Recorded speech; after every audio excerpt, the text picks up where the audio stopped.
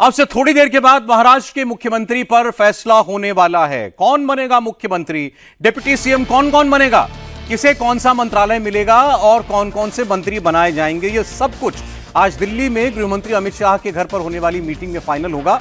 अमित शाह से मिलने के लिए देवेंद्र फडणवीस और अजीत पवार दिल्ली पहुंचे हुए हैं और थोड़ी देर बाद एकनाथ शिंदे भी मुंबई से दिल्ली पहुंचने वाले हैं। महाराष्ट्र का अगला मुख्यमंत्री किसे बनाया जाएगा, किस पार्टी को अब कौन सी मिनिस्ट्रीज दी जाएंगी, कितने मंत्रालय मिलेंगे एक पार्टी को, इन तमाम बातों की एक्सक्लूसिव डिटेल इंडिया टीवी के पास है। मैं आपको सीधे लेकर चल रहा हूं मुंबई, जहां से हमारे साथ जुड़ रहे हैं हमारे सहयोगी सचिन चौधरी।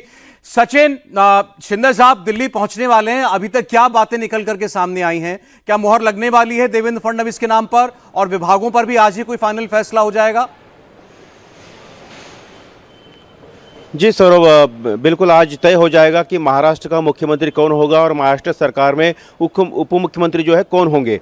जहां तक हमारे जो सूत्रों की जानकारी है तो इस बात पर मुहर लग जाएगी कि देवेंद्र फडणवीस महाराष्ट्र के अगले 21वें मुख्यमंत्री होंगे और उन्हीं के सरकार में एकनाथ शिंदे जो है वो उप मुख्यमंत्री होंगे और उनके साथ साथ अजित पवार भी जो है उप मुख्यमंत्री होंगे। यानी कि पहले का जो फॉर्मूला था कि एक सीएम दो डीसीएम, इस पर मुहर आज लग सकती है। दूसरी बात कि आज शिंदे जब 5:30 बजे रवाना हुए अपने वर्षा निवास स्थान से दिल्ली के लिए, तो उसके पहले उन्होंने आज कुछ अपने सीनियर मंत्रियों के साथ बैठक की और उस बैठक में उन्होंने सीनियर मंत्रियों को ये आश्वस्त किया कि पिछले मतलब उनके मुख्यमंत्री रहते शिवसेना कोटे में जो 10 विभाग थे, मतलब 10 उनके मंत्री थे और जो विभाग उनके पास थे खासतौर पर शहरी विकास के अर्बन डेवलपमेंट विभाग, उसके अलावा सामाजिक न्याय विभाग, शिक्षा विभाग, स्वास्थ्य विभाग, जो कि जनता से जुड़े हुए मुद्दे मंत्रालय विभाग है, ये तमाम जो बड़े मंत्रालय है उन्हीं के पास रहेंगे। इसके अलावा शिंदे जो है चाहेंगे, एक दावेदारी करेंगे कि वो गृह मंत्रालय, जब देवेंद्र फडणवीस डिप्टी सीएम थे तो उनके पास था, वो मंत्रालय उन्हें दिया जाए, इस तरह की बार्गेनिंग वो करेंगे। लेकिन ये मंत्रालय, गृह मंत्रालय जो है वो बीजेपी कतई नहीं छोड़ेगी। दूसरी बात अजित पवार खेमे की, तो अजित पवार जब सुबह दिल्ली पहुंचे तो दिल्ली में बाद में उन्होंने प्रफुल्ल पटेल हो या सुनील तटकरे हो, अपने जो वरिष्ठ सहयोगी है, उनके साथ भी चर्चा की और अजित पवार खेमे से हमें ये जानकारी मिल रही है कि अजित पवार खेमे क्या यही कहना रहेगा कि उनके पास पहले 9 मंत्रिपरिषद में 9 मंत्रालय थे, 9 उनके मंत्री थे पिछली सरकार में, शिंदे के 10 थे, बीजेपी के 10 थे और अजित पवार के 9 मंत्री थे, तो कम से कम 9 मंत्री उनके रहे, क्योंकि 6 विधायक के पीछे अगर एक मंत्री बनाया जाता है तो अजित पवार का कोटा जो है कम होता है। लेकिन अजित पवार चाहेंगे कि 9 मंत्री पद उनके मिले और एक्स्ट्रा मंत्री पद की वो मांग करेंगे। आखिर उनकी मांग कितनी मानी जाती है यह बैठक में आज तय हो जाएगा। लेकिन अजित पवार का यह कहना है कि वित्त मंत्रालय जो है उन्हीं के पास रहना चाहिए और वो उसे कतई नहीं छोड़ेंगे, उस पर वो अड़े रहेंगे। इसके अलावा सिंचाई जैसा विभाग जो है वो अपने पास वो लेना चाहेंगे। एकनाथ शिंदे भी सिंचाई जो विभाग बीजेपी के पास है वो लेने के लिए कोशिश करेंगे, लेकिन वो बीजेपी छोड़ने के लिए तैयार नहीं होगी। इसके अलावा कृषि मंत्रालय जो है और सहकारिता, जो पश्चिम महाराष्ट्र में राजनीति, जहां पर एनसीपी चाचा से उनकी लड़ाई, शरद पवार की पार्टी से लड़ाई, वहाँ काफ़ी अहमियत रखता है, तो सहकारिता मंत्रालय, दिलीप वळसे पाटिल उसके मंत्री थे, वो मंत्रालय भी उन्हीं के पास रहे, ये वो कहेंगे। और लगभग पिछले सरकार में जो मंत्रालय जिस पार्टी के साथ थे, लगभग ज़्यादा से ज़्यादा विभाग उन्हीं पार्टी को दिए जाएंगे जो एक्स्ट्रा, क्योंकि 29 मंत्री थे, 43 का कोटा है, 43 का कोटा है, लेकिन कई मंत्री थे उनके पास 2-2 विभाग थे, जैसे कि गिरीश महाजन के पास ग्रामीण विकास मंत्रालय था और पर्यटन मंत्रालय भी था, तो कुछ विभाग जो है वो एक्सचेंज किए जा सकते हैं। जैसे ग्रामीण विकास मंत्रालय एक्सचेंज किया जा सकता है, अजित पवार को दिया जा सकता है और उसके बदले में मेडिकल एजुकेशन विभाग जो है वो बीजेपी अपने पास ले सकती है। ऐसे ही रेवेन्यू जो बीजेपी के पास था वो शिंदे अजित पवार को दिया जा सकता है, उसके बदले में कोई भारी भरकम मंत्रालय जो है। देखिए, पहले जो बड़ा विवाद था कि मुख्यमंत्री किस पार्टी का, डिप्टी सीएम किस पार्टी के, आपने पहले बताया कि वो विवाद सुलझ चुका है देवेंद्र फडणवीस के नाम पर। अब ये लगभग तय है कि मुख्यमंत्री बनने के लिए आगे बीजेपी बढ़ने वाली है और आपने विभागों का भी बंटवारा किस तर्ज पर होने की बात है और दबाव तो बनाया जाएगा एकनाथ शिंदे की तरफ से कि अब मुख्यमंत्री नहीं तो विभागों में उनको वरीयता दी जाए। आज सब कुछ तय होगा, जैसा सचिन आपने बताया। बहुत शुक्रिया आपका इस पूरे अपडेट के लिए। अब से ठीक 1 घंटे के बाद गृहमंत्री अमित शाह के घर पर महाराष्ट्र के अगले मुख्यमंत्री के नाम पर मुहर लग जाएगी। देवेंद्र फडणवीस मीटिंग के लिए दिल्ली पहुंच चुके हैं, एकनाथ शिंदे किसी भी वक्त दिल्ली लैंड कर सकते हैं, अजीत पवार पहले से ही दिल्ली आए हुए हैं। सूत्र जो बता रहे हैं उसके मुताबिक महाराष्ट्र के मुख्यमंत्री पर फैसला करीब करीब हो चुका है। हिंदुत्व के नए पोस्टर बॉय और महाराष्ट्र के फायर ब्रांड नेता देवेंद्र फडणवीस का मुख्यमंत्री बनना तय है, ऐसा माना जा रहा है। मोदी ने फैसला कर लिया है, देवेंद्र फडणवीस महाराष्ट्र के मुख्यमंत्री बनेंगे। नरेंद्र मोदी ने फैसला अगले 1 या 2 चुनावों को देखकर नहीं लिया है, प्रधानमंत्री मोदी के इस महा फॉर्मूले में कई फैक्टर्स हैं, बहुत सारी इंफॉर्मेशन है, बहुत बड़ी प्लानिंग है। सवाल है कि मोदी के इस महा फॉर्मूले में देवेंद्र फडणवीस ही क्यों फिट हो रहे हैं? और भी तो कोई चेहरा हो सकता था। देवेंद्र फडणवीस क्यों दिल्ली की विश लिस्ट में भी टॉप पर हैं और नागपुर भी क्यों उन्हीं के पीछे खड़ा हुआ है? महाराष्ट्र के सीएम पर मोदी, अमित शाह और मोहन भागवत तीनों का निर्णय एक ही क्यों है? महाराष्ट्र में मोदी ने अपने वोट बैंक को कैसे बीजेपी की रैंक में शामिल किया? यह चैप्टर भी देवेंद्र फडणवीस की सक्सेस स्टोरी से जुड़ा हुआ है। मोदी के मेगा प्लान में हिंदुत्व का परचम कैसे मुंबई से दिल्ली की तरफ बढ़ रहा है, उसमें देवेंद्र फडणवीस का क्या रोल तय किया गया है, दिल्ली में शुरू होने वाली बैठक के नतीजे कितनी दूर तक जाएंगे, सब कुछ आपको पता चलेगा हमारी इस खास रिपोर्ट में। मेरा पानी उतरता देख मेरे किनारे पर घर मत बसा लेना, मैं समंदर हूं, लौट कर वापिस आऊंगा।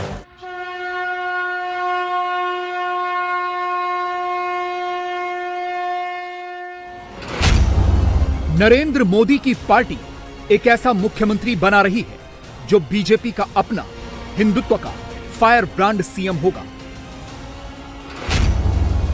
ये एक ऐसा ब्राह्मण मुख्यमंत्री होगा जो नागपुर यानी संघ का सीएम होगा।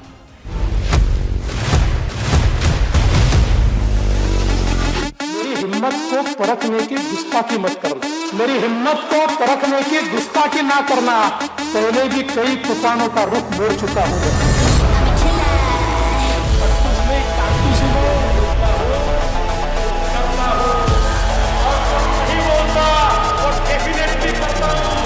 झुकेगा नहीं साला, घुसेगा घुसेगा घुसेगा। बीजेपी एक ऐसे आदमी को महाराष्ट्र का सीएम बनाने जा रही है जो हिंदुत्व को अपने सीने पर लगाकर चलता है, जोर जोर से कहता है, जागो हिंदू जागो।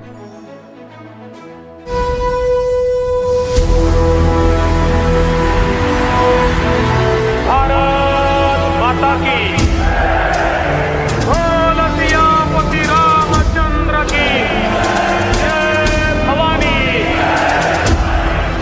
जागो तो एक बार, जागो जागो तो एक बार, हिंदू जागो तो एक बार, जागो तो। बोल सियापति रामचंद्र की जय भवानी। हिंदुत्व की विचारधारा से नो कॉम्प्रोमाइज, ये देवेंद्र फडणवीस की यूएसपी है।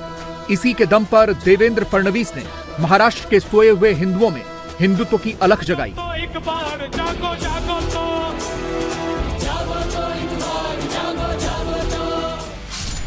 फडणवीस ने एक नारे से, एक स्लोगन से महाराष्ट्र की सियासी पिच पर खुद को हिंदुत्व के फायर ब्रांड लीडर के तौर पर स्टैब्लिश किया। नतीजा यह हुआ कि अब की बार वोट भी फडणवीस को ही मिला, सबसे ज्यादा मिला, और वो ब्राह्मण होने की वजह से ही मिला, हिंदुत्व के दम पर ही मिला। और इस ट्रेंड को आप एक नक्शे से भी समझ सकते हैं।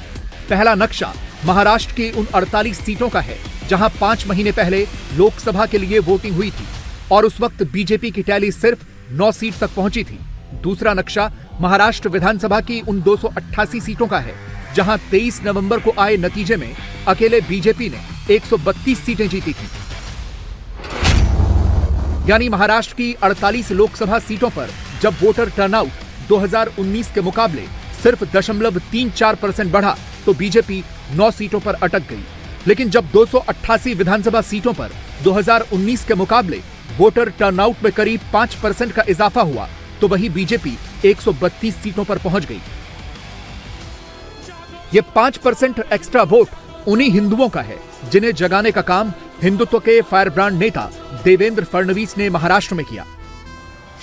और अब यह कोई छुपी हुई बात नहीं है कि महाअघाड़ी का बांटने वाला फॉर्मूला फेल हुआ है। बंटोगे तो कटोगे और एक हैं तो सेफ हैं के नारे से देवेंद्र फडणवीस जैसे हिंदुत्व के फायर ब्रांड नेता का शिवाजी महाराज की धरती पर उदय हुआ है।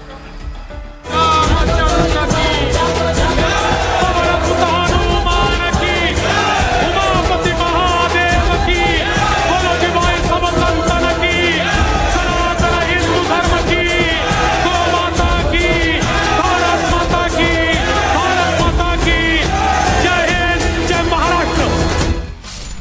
बीजेपी के पास अब हिंदुत्व के दो फायर ब्रांड नेता हैं, दोनों सनातनी हैं। उत्तर में योगी तो पश्चिम में फडणवीस। हिंदुत्व के दम पर महाराष्ट्र में मिली प्रचंड जीत ने अब बीजेपी को आगे का रास्ता भी दिखा दिया है। महाराष्ट्र ने बीजेपी को एक ऐसा महाफॉर्मूला दे दिया है जिसकी काट मोदी के किसी सियासी दुश्मन के पास नहीं है। यह महाफॉर्मूला है हिंदुत्व का। मराठाओं के गढ़ से हिंदुत्व की जो अलख जगी है, हिंदुत्व की जो विराट यात्रा शुरू हुई है, अब वो यात्रा 2029 तक चलेगी। हिंदुत्व से नो कॉम्प्रोमाइज। बीजेपी अब आगे के सारे चुनाव इसी रास्ते, इसी फिलॉसफी पर लड़ेगी। महाराष्ट्र ने मोदी को आइडिया दे दिया है। नागपुर एक बार फिर हिंदुत्व की सबसे बड़ी प्रयोगशाला साबित हुई है। पूरी हिंदुत्व की फोर्स अब एकजुट हुई है, जिसने ठान लिया है कि अब विचारधारा से कोई समझौता नहीं होगा। शुरू में यह नामुमकिन सा लगता था, लेकिन मोदी के एक हैं तो सेफ हैं ने पूरे कैडर को ही रिचार्ज कर दिया है और देवेंद्र के जागो हिंदू जागो ने बीजेपी के कोर हिंदू वोटर्स को जगा दिया है। और अब यह सिलसिला 2029 तक चलेगा। जो लोग अभी भी पूछते हैं कि बीजेपी के लिए, मोदी के लिए देश में नया सेंटिमेंट क्या है, तो वो नोट कर लें, यही नया सेंटिमेंट है जिसका मैसेज एक ही है, गर्व से कहो हम हिंदू हैं। मोदी समझ चुके हैं कि अब हिंदू वोट से काम हो जाएगा। हिंदुत्व की विचारधारा से बीजेपी 2029 में भी सीटों की ट्रिपल सेंचुरी लगा सकती है। और इस महाफॉर्मूले में एकनाथ शिंदे और अजीत पवार की अहम भूमिका रहने वाली है। वही शिंदे, वही अजीत दाता जिन्हें लेकर महाअघाड़ी के नेता इस वक्त भी तरह तरह के झूठ फैला रहे हैं। यह स्क्रिप्ट घुमा रहे हैं कि शिंदे और अजीत पवार नाराज चल रहे हैं, सीएम की कुर्सी को लेकर खींचतान कर रहे हैं। 7 दिन के बाद भी ये बहुमत वाली एक जो महायुति है वो महाराष्ट्र को मुख्यमंत्री नहीं दे पा रही है। क्या कारण है? क्या चल रहा है आपस में? हम चाहते हैं कि अगर आपको बहुमत मिला है तो 24 घंटे में आपका मुख्यमंत्री तय होना चाहिए था, चाहे किसी भी पार्टी का हो, चाहे कोई भी हो। लेकिन मोदी और शाह जी को और उनके नेताओं को, पार्टी के मुख्यमंत्री तय करने में इतनी कठिनाई क्या है, यह हमारी जनता जानना चाहती है। देखिए, कल से यही खबर चल रही है, सवेरे खबर आई कि देवेंद्र फडणवीस जी पे पूरा फाइनल सिक्का हो चुका है। दोपहर तक एकनाथ शिंदे कुछ बोलते हैं, कहते हैं कि जो प्रधानमंत्री निर्णय ले लें। तो अगर निर्णय सवेरे हो चुका है कुछ, तो उसको अनाउंस क्यों नहीं कर रहे हैं? 21 तारीख को परिणाम आए हैं और आज हम 27 तारीख पे बैठे हैं। 28 नवंबर हो गई है आज। तो एक हफ्ते से ज़्यादा हो चुका है, आप ये निर्णय नहीं ले पा रहे हैं। जनता को आपने बहुत सारे वादे किए हैं, वो जनता पूछ रही है कि उनका मुख्यमंत्री कौन, और आप यहाँ पे दिल्ली दरबार में आएंगे, दिल्ली से निर्णय होगा, ये कहाँ तक ठीक है? लेकिन विपक्ष के फैलाए इस झूठ के इतर एक फोन कॉल से सारा झगड़ा खत्म हो गया। फडणवीस, शिंदे, अजीत पवार तीनों दिल्ली आ गए, अमित शाह से मुलाकात करने पहुंच गए और इस तरह महाराष्ट्र के सीएम के नाम पर मुहर लग गई। खुद अजीत पवार ने कैमरे पर आकर बड़ी बात कह दी।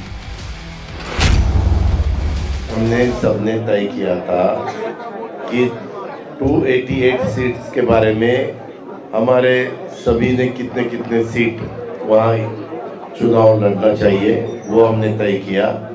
तब ऐसा कुछ फाइनल नहीं हुआ था कि इनको बनाएंगे। पहले क्या होता है, ऐसा कभी तय हुआ तो फिर बाद में कुछ गड़बड़ हो जाती है। कुछ पार्टियों का ऐसा लगता है कि इनका बनने वाला है तो हम यहाँ क्यों काम करें, वहाँ क्यों काम करें। ऐसा पहले कोई चुनाव में ऐसा हुआ है।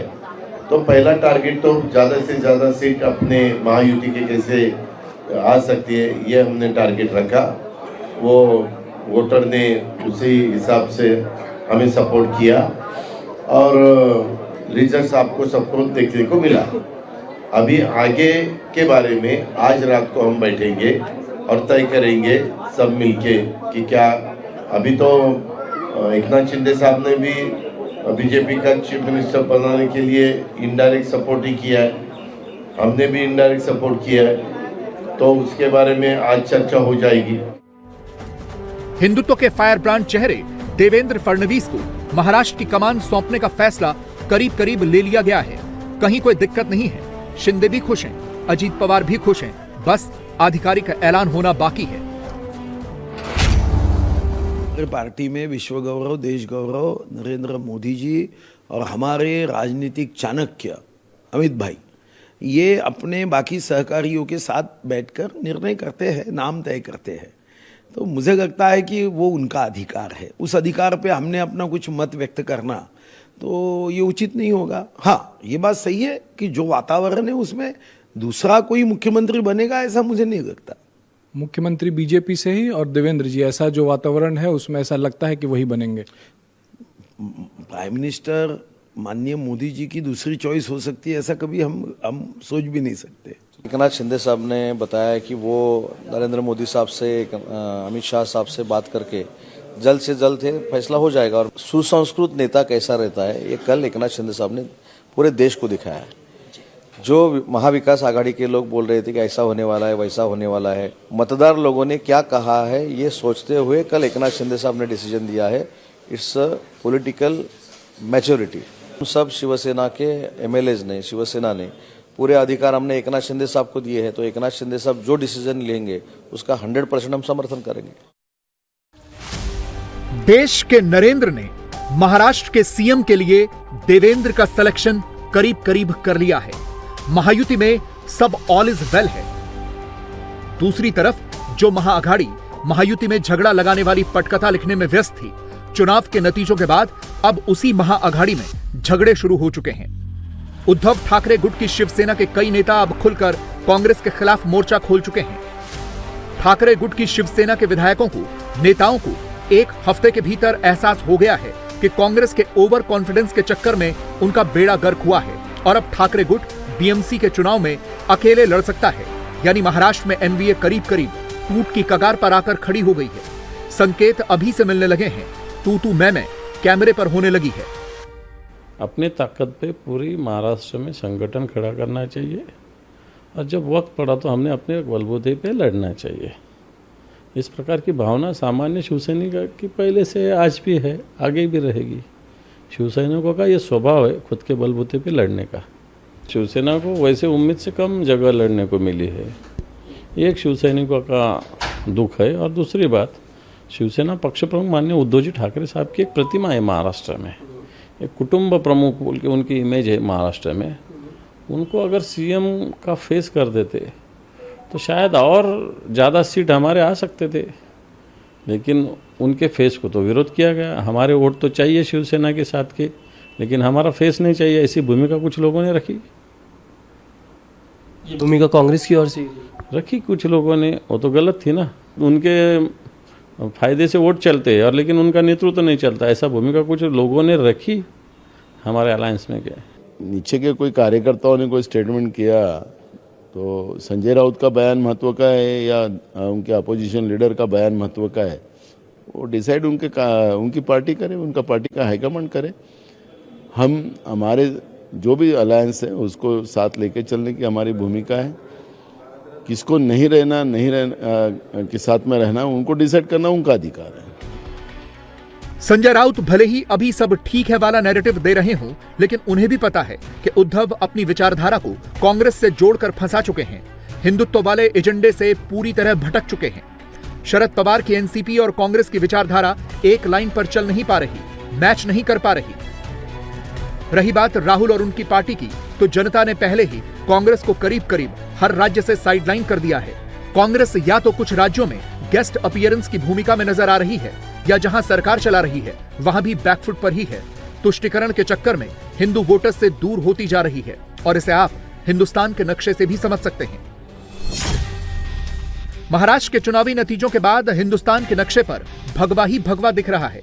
इस वक्त देश के 21 राज्यों में या तो बीजेपी या फिर एनडीए की सरकार है। अकेले बीजेपी की बात करें तो यूपी, उत्तराखंड, राजस्थान, गुजरात, मध्य प्रदेश, महाराष्ट्र, छत्तीसगढ़, ओडिशा, असम, अरुणाचल प्रदेश, गोवा, हरियाणा, मणिपुर और त्रिपुरा, यानी 21 में से 14 राज्यों में बीजेपी की सरकार है, बाकी 7 राज्यों में एनडीए की सरकार है। जबकि कांग्रेस के पास गिन करके 3 राज्य हैं, एक तेलंगाना, दूसरा कर्नाटक और तीसरा हिमाचल। बाकी राज्यों में वो अलायंस पार्टनर है।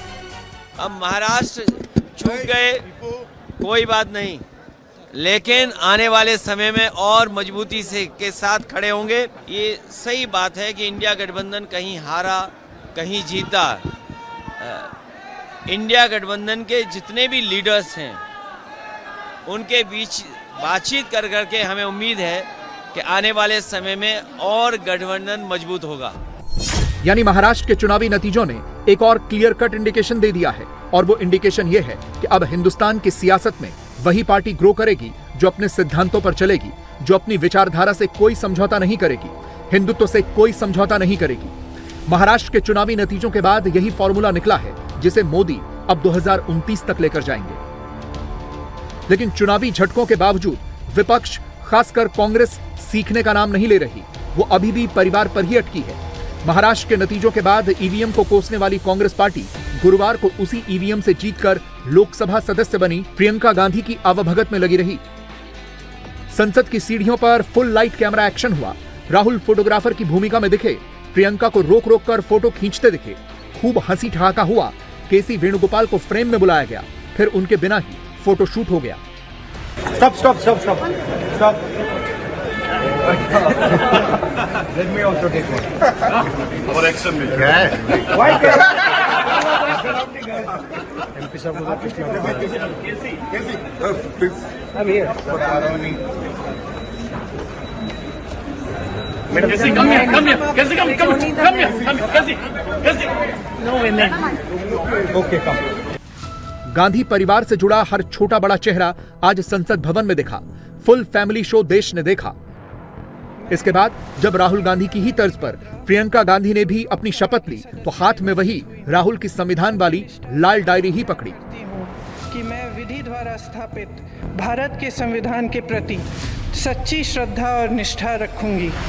प्राथमिकता ये होगी कि देश के जो अहम मुद्दे हैं वो उठाएं और पार्टी के लिए लड़ूं, देश के लिए लड़ूं, यही रहेगा। प्रियंका जी, एक सत्ता पक्ष की तरफ से कहा जा रहा है कि अब प्रियंका गांधी भी आई, एक 11 वाली बात कह रहे हैं कि अब तो जो है 2 लोग आ जाएंगे, तो अब क्या असर पड़ेगा संसद के अंदर, लोकसभा में खासतौर से? राहुल गांधी के साथ आप भी रहेंगे, अब मजबूती मिलेगी राहुल जी को, कांग्रेस पार्टी को।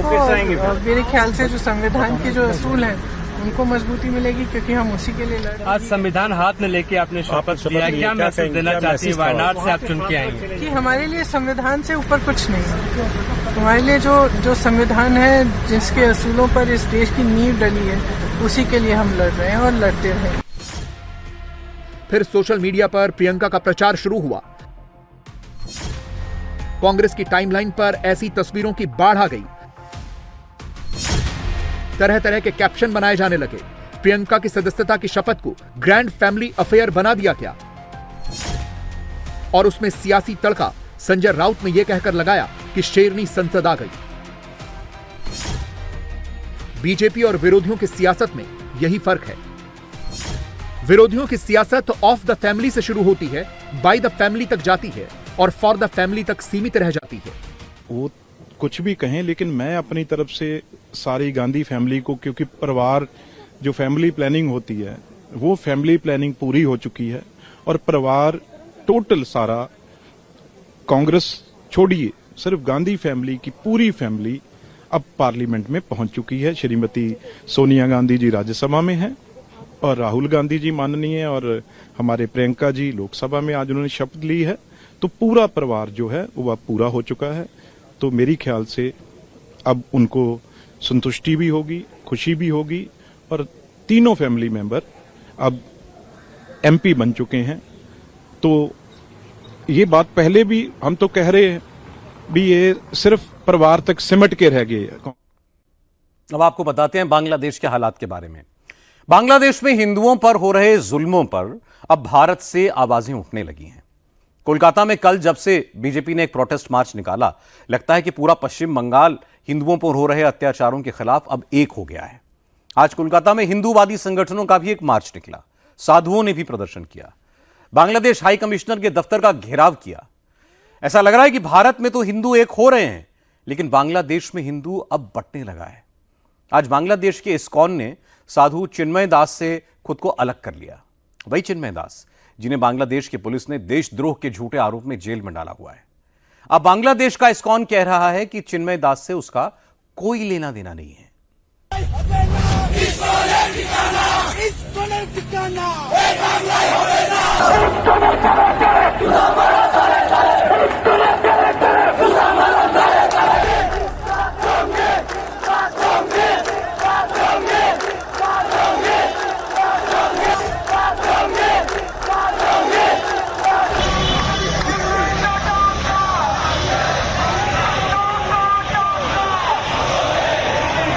চিন্ময় কৃষ্ণ দাস, চন্দন কুমার ধর ইসকন বাংলাদেশের মুখপাত্র নন। क्या बांग्लादेश में हिंदू फिर से बंट गया? बांग्लादेश के इस्कॉन ने चिन्मय प्रभुदास से पल्ला क्यों झाड़ा? बांग्लादेश के इस्कॉन ने चिन्मय प्रभुदास को अकेला क्यों छोड़ा? क्या जिहादियों के दबाव के आगे बांग्लादेश का इस्कॉन झुक गया? क्या मोहम्मद यूनुस की कट्टरपंथी सरकार के आगे बांग्लादेश का इस्कॉन डर गया? यह बांग्लादेश के इस्कॉन के महासचिव चारू चंद्र दास, जिन्होंने आज ढाका में एक प्रेस कॉन्फ्रेंस की और चिन्मय प्रभुदास से पूरी तरह से पल्ला झाड़ लिया।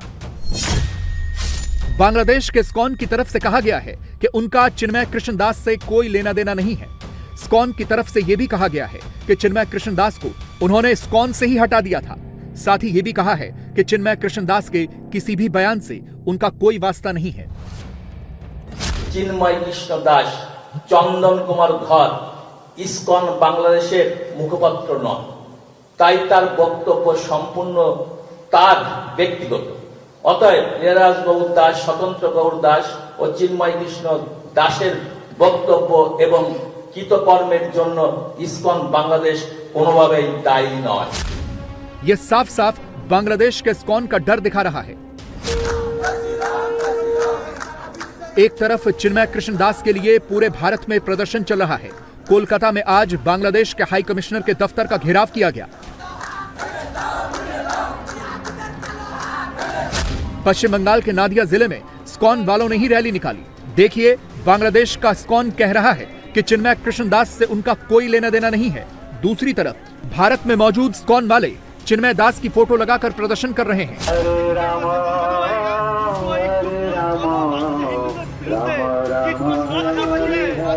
पूरे पश्चिम बंगाल में चिन्मय कृष्णदास की फोटो लगाकर ऐसे ही हिंदुओं का प्रदर्शन चल रहा है। ये नॉर्थ 24 परगना की तस्वीरें हैं, जहां हिंदुओं ने रैली निकाली। भारत में बांग्लादेश के साथ किसी भी तरह के संबंधों को तोड़ने की मांग हो रही है, तो दूसरी तरफ बांग्लादेश के ही हिंदू एक नहीं है। अब मोदी कहते हैं कि एक रहेंगे तो सेफ रहेंगे, इन्हें बांग्लादेश पर अप्लाई कीजिए। बांग्लादेश में हिंदू एक नहीं है, इसीलिए सेफ भी नहीं है। बांग्लादेश के हिंदू बटे हुए हैं, इसीलिए कट भी रहे हैं। देखिए बांग्लादेश के हिंदुओं पर, वहां के इस्कॉन भक्तों पर कैसे आफत आई हुई है। लगातार कट्टरपंथी और जिहादी इस्कॉन के खिलाफ नारेबाजी कर रहे हैं, उन्हें जान से मारने की धमकी दे रहे हैं।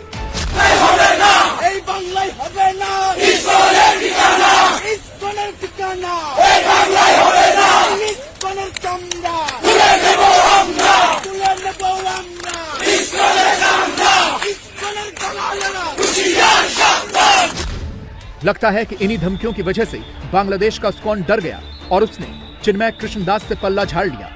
चिन्मय कृष्णदास अपने लिए जेल नहीं गए हैं। उन्होंने ना कोई आतंकवादी काम किया है, ना ही कोई मर्डर किया है, न चोरी की है, न लूटपाट की है, बल्कि वो तो हिंदुओं की आवाज उठा रहे थे।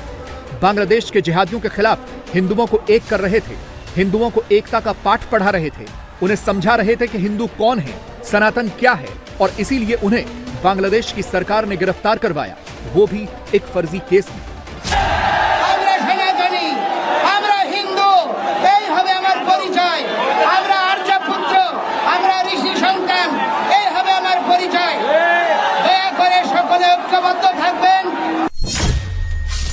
जिस इस्कॉन का नाम आगे करके चिन्मय कृष्णदास जिहादियों से भिड़े, जिस इस्कॉन के नाम पर चिन्मय कृष्णदास ने हिंदुओं को एक किया, 5 अगस्त के बाद से लगातार हिंदुओं के लिए आवाज उठाई, हिंदुओं को अपने लिए, अपने पड़ोसी हिंदू के लिए खड़ा होना सिखाया, उन्हीं चिन्मय कृष्णदास से इस्कॉन ने ही पल्ला झाड़ लिया। यह चिन्मय के ही प्रवचनों का असर था कि जब बांग्लादेश की सरकार ने उन्हें फर्जी केस में गिरफ्तार किया तो लाखों हिंदू उनके लिए पूरे बांग्लादेश में बाहर निकले। चटगांव में जब पुलिस ने चिन्मय को अदालत में पेश किया तो हिंदुओं ने उनकी गाड़ी को घेर लिया, जिसके बाद हिंदुओं पर बांग्लादेश की पुलिस ने जिहादियों के साथ मिलकर हमला कर दिया।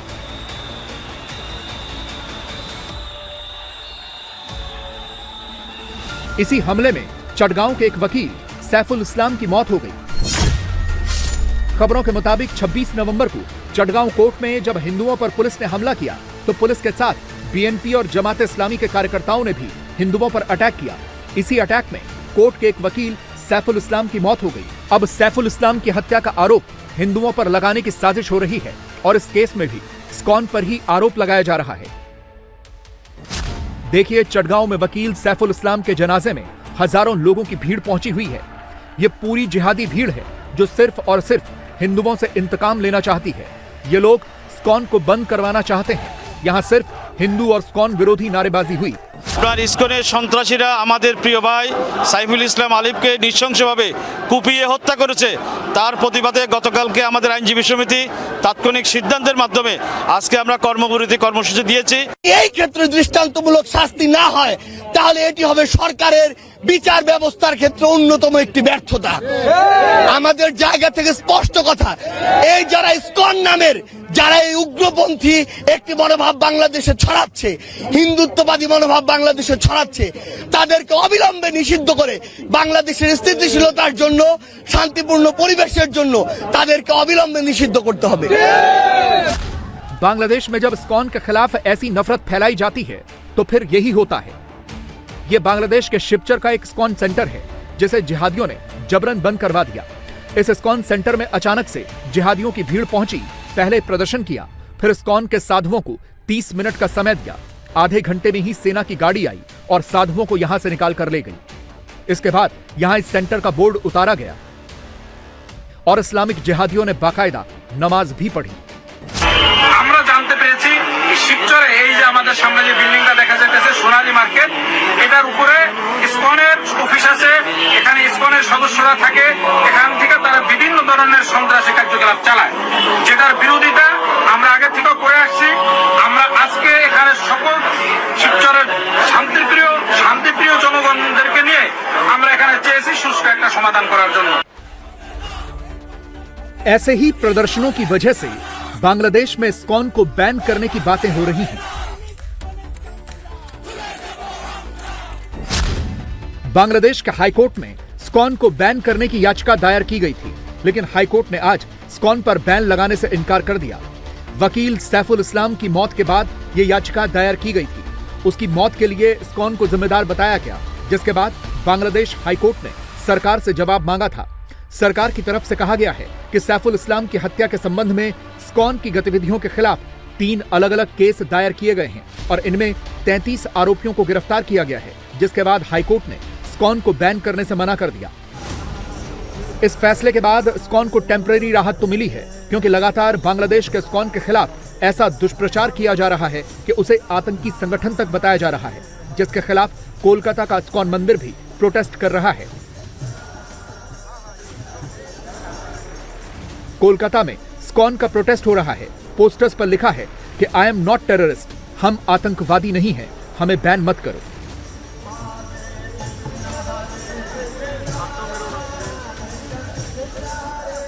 बांग्लादेश के हिंदुओं के लिए सबसे ज्यादा आवाज पश्चिम बंगाल से ही उठ रही है। यहां आज हिंदू संगठनों ने बड़ा प्रदर्शन किया।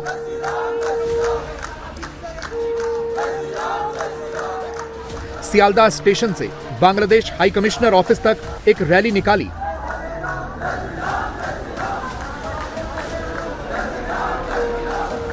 और हाई कमिश्नर दफ्तर के सामने बांग्लादेश का झंडा भी जलाया। बांग्लादेश में लगातार अल्पसंख्यकों के ऊपर अत्याचार हो रहा है और इसके खिलाफ आज जैसे कि विरोध प्रदर्शन हो रहा है बांग्लादेश डिप्टी हाई कमिश्नर के सामने, हिंदू जागरण मंच की तरफ से यहाँ पर प्रोटेस्ट किया जा रहा है। इसके साथ साथ जैसे कि देखा जा रहा है कि चिन्मय कृष्ण दास को जल्द से जल्द उनको रिहा किया जाए, ये मांग को सामने रखते हुए इस वक्त बांग्लादेश डिप्टी हाई कमीशन के एकदम सामने जैसे कि देखा जा रहा है कि यहाँ पर प्रोटेस्ट चल रहा है और इसके अलावा बांग्लादेश का जो नेशनल फ्लैग है उसको भी जलाया जा रहा है इस प्रोटेस्ट में। सुनिए, कट्टर हिंदू जाग चुका है ठीक है, सेकुलर हिंदू की बात नहीं कर रही हूँ, वो तो माने जिहादियों से भी बदतर है। जब खालिस्तानी जब हम लोगों का फ्लैग जलाते तब कहा जाता है, तब कहा जाता है देश, तब हम लोग के दिल में छुरियां नहीं चलती है। जब नारे लगते हैं सर तन से जुदा, हमारे भाई हमारे कोख से बेटियों को छीन छीन के बलात्कार किया जाता है, तब कहा जाता है। और ये भूल कर भी ना समझे कि हिंदू चूड़िया पहन के रखता है। हमारे मर्द लोग चूड़िया नहीं पहना है, और हम औरत लोग जो चूड़िया पहन के बैठे हैं ना, ये चूड़ियों के साथ जैसे झांसी की रानी सर से अलग किया था, वैसे हम लोग भी सर धड़ से अलग कर सकते हैं। हाँ, देखिए सहनशीलता का भी एक हद है। ये सहनशीलता दिखा के हमने गंधार गवाया जो आज अफगानिस्तान है, हमने लाहौर गवाया जो आज पाकिस्तान में है, हमने चट्टोग्राम मास्टर द सूर्य सेन का चट्टोग्राम गवाया। कैसे एक गाल में थप्पड़ खा के, देखिए आजादी कभी भी एक गाल पे थप्पड़ खा के नहीं आता है। अगर आपके गाल में एक चाटा आता है तो दो चाटा मारिए। शेक्सपियर ने क्या कहा था मर्चेंट ऑफ वेनिस में, if a serpent stings you will you let it go. वैसे ही आप जो है आंख के बदला आंख होगा, खून के बदला खून होगा। ये देश सावरकर की खून से, श्यामा प्रसाद की खून से, सुभाष चंद्र बोस की खून से, बलिदान से ये देश का स्वराज आया था। एक प्रदर्शन हिंदुओं का था तो दूसरा प्रदर्शन साधुओं का हुआ। साधुओं का 5 सदस्यीय एक प्रतिनिधिमंडल बांग्लादेश के डिप्टी हाई कमिश्नर से मिलकर भी आया। साधु संतों ने और हिंदुओं ने बांग्लादेश को साफ शब्दों में चेता दिया है कि शराफत को कमजोरी न समझा जाए। बांग्लादेश में जो सनातनी हिंदू हैं, जो कहीं ना कहीं हमारे भाई है, हमारे रक्त है, हमारे खून है, और सांस्कृतिक रूप से भी बहुत मिलता जुलता है हमारे साथ, बंगाल के साथ कल्चरल साइड से। तो हिंदुओं का माता बहन, हिंदुओं का जमीन, हिंदुओं का मठ मंदिर, आस्था के केंद्र स्थल, इसका सुरक्षा निश्चित किया जाए, ये गुहार हम लोग लगाए। माननीय डेप्यूटी असिस्टेंट हाई कमिश्नर हमारा जो शंसा पत्र था उसको रिसीव किया एवं हम लोग को एश्योर किया कि हमारे वार्ता वो अपने अथॉरिटी तक पहुंचाएंगे। हम लोग संत हैं, अपना मठ मंदिर में समाज के लिए बहुत काम करना होता है। अपना मठ मंदिर उपासना छोड़ के हम लोग रास्ता में उतरते हैं तो समझना पड़ेगा समाज बहुत अधपतित अवस्था में गया है।